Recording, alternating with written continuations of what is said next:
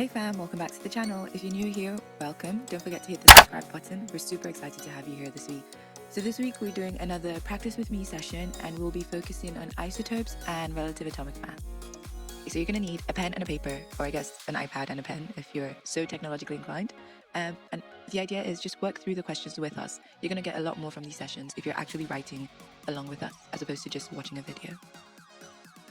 So as always, the question will show for about 10 to 15 seconds, give you some time to think through what you would do if you had a question like that, and then I will talk through the question.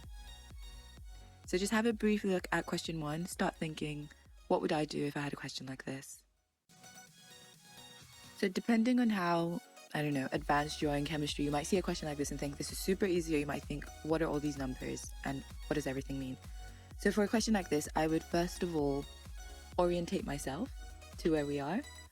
So we have the big numbers, which are the mass number, which tell us the number of protons plus neutrons.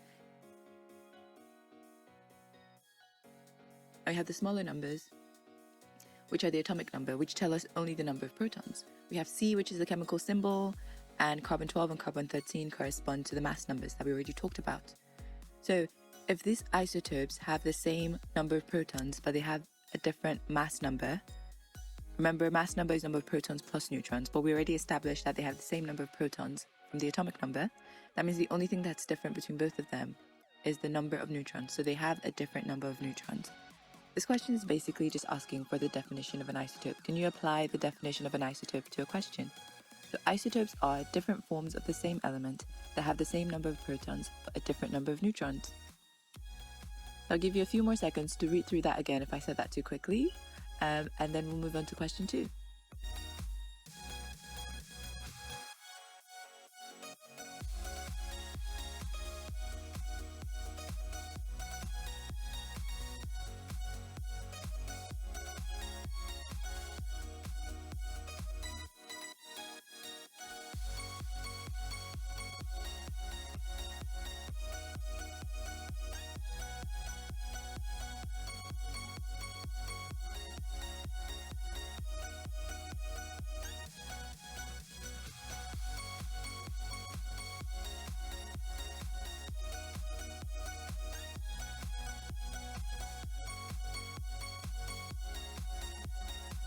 So just have a couple of seconds to read through question 2 and start thinking, what would you do if you had a question like that?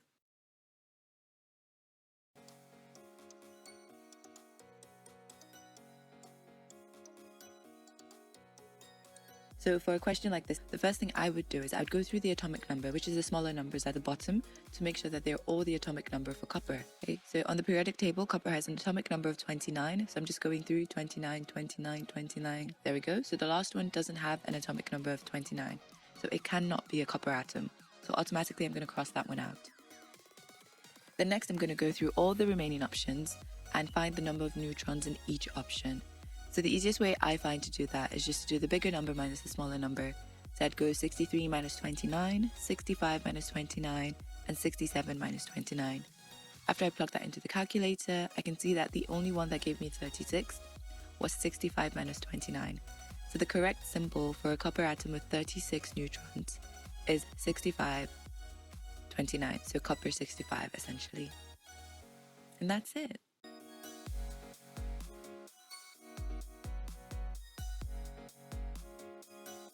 Alright, so moving on to question 3, I'll give you again a couple of seconds to read through the question and think through how you would work through a question like this.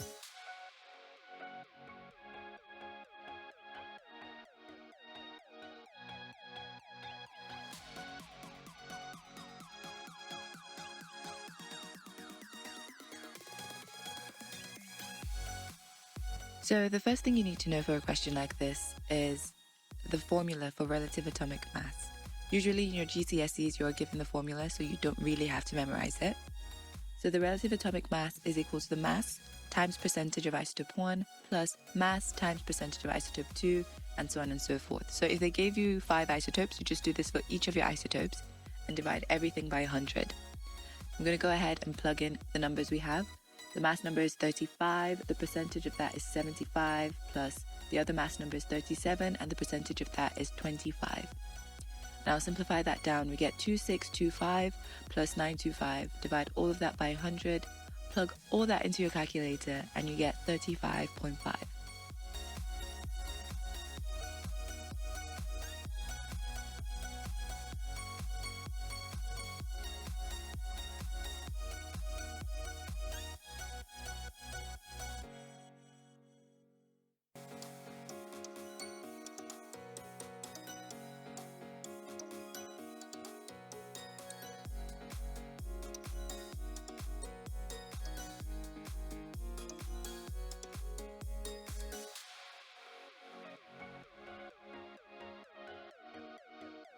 Okay, and on to question 4. Again, I'll just give you a couple of seconds to read through the question and think about how you would work through a question like this.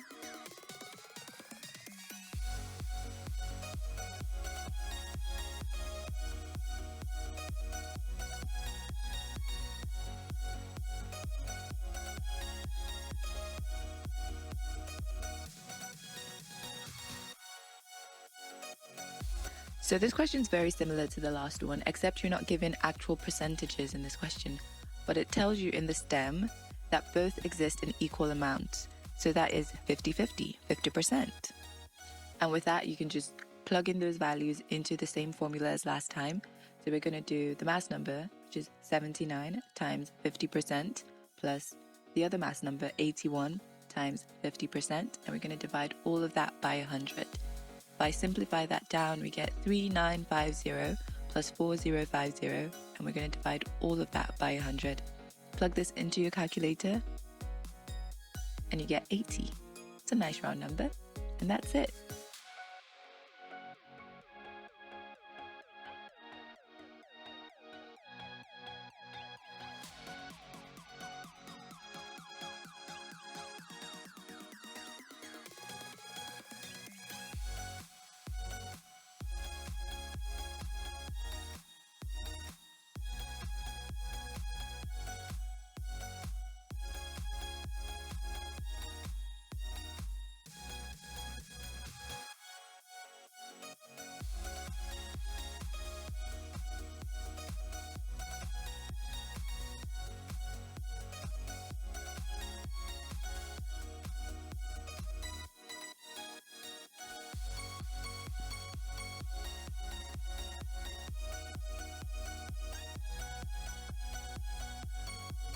That's all the questions we have for this week.